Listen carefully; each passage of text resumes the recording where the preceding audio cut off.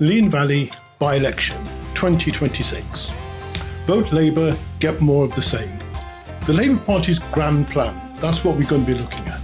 Because every time the Labour Party say, we have a plan, nobody can tell whether they mean the city or just for lunch.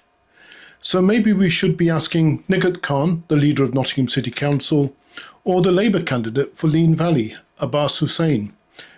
One of them surely knows the answer. Anyway, before we go down that road, welcome back to the Daily Eye Roll. I'm Mohammed Aslam, and for the next short moments, I'm going to be your host. Today we're looking at the by-election in Leen Valley, Nottingham. I'm talking about the Labour Party, who's usually appears on your doorstep every 4 years wearing a high-vis jacket and an expression of somebody who's just personally invented a recycling machine. Look out for the following qualities in the Labour Party candidates. For example, number one, the doorstep Olympian. The Labour Party usually come as a pack of candidates who come and bang on your door with the enthusiasm of a Labrador discovering a new tennis ball. Good evening, what matters to you the most is usually the opening line. You pause, you look at them, and you say, potholes. They nod seriously, write something down, or should I say scribble something down, then sprint off next door before you've even finished your sentence. And then there's the manifesto magician. Well, this one's a true artist. They can turn 3 bullet points into a 24-page manifesto that says absolutely zilch. It always reads like, we will improve things. We will fix your stuff. We remain committed. Our commitment to your future improvements. Spot on. That last one should be translated into English. We've got absolutely no idea what we're doing. Well, what can you say? The third one, the community photo ninja. Now, these people appear in every photograph, every single one. If there's a ribbon, they're cutting it. If it's a bin, they're standing next to it. If there's a pothole, they're pointing at it like they've just discovered the lost city of Atlantis. I once saw a Labour Party member, he too once was a candidate for the council.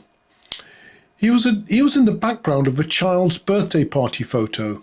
Nobody knew who he was or who invited him. He just stood there like a man in a dirty rain mac. And then, of course, there's the social media warrior. We've seen those before. Every day the Labour Party may post, great chat with residents today. What Labour means, the candidate waved at one person outside Tesco's. Their social media feed is normally 70% selfies, 20% hashtags, and 10% of photos of them pretending to inspect a fence. My favourite is when they post a picture next to an orange cone in the street. Nothing says a man of the people like aggressively supervising temporary traffic management. And then number 5. Some of the women out there will recognise this one. The fix-it-later specialist. Just like a bad husband. I'll do it later. Labour pursues candidates who come across as the type who promise absolutely everything. Apparently the plan is simple. Wave a magic wand, boom, potholes have gone, schools are perfect, parking unlimited, floods are cured, litter's evaporated, it's easy, and oh yeah, and oh, the rogue pigeons gone, yes, it's all sorted. Eventually, maybe. Number 6, shall we carry on? Now it gets a bit difficult. The genocide deniers. Remember Labour Party's position? The Labour Party manifesto reads like it was written during a genocide in Gaza. The party clearly doesn't wish to commit to anything that says help the Palestinian people. Hardly any Labour councillor in the last 3 years has stood up in the council and condemned the party policy of supporting Israel, while the Zionists openly committed to a genocide in Gaza. Over 80,000 people have died. Nearly half of those are women and children, or over half of those, I'm told, are women and children. Labour's policy towards Israel and Gaza became one of the most controversial positions the party has ever taken. Not a single Nottingham City Councillor screamed, "Stop this slaughter!" The local and the national leadership instead offered political cover to Israel during the period in which a genocide was taking place against the Palestinian civilians and faced severe humanitarian deprivation of every kind.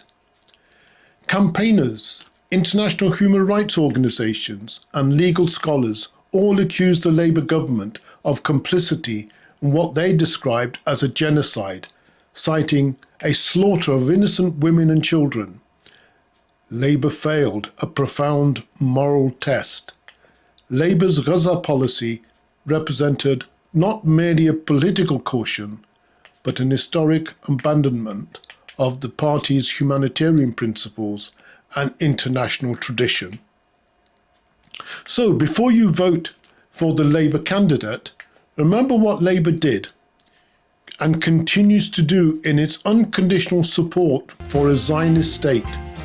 And Labour so far refuses to condemn Israel's genocide against the innocent Palestinian women and children.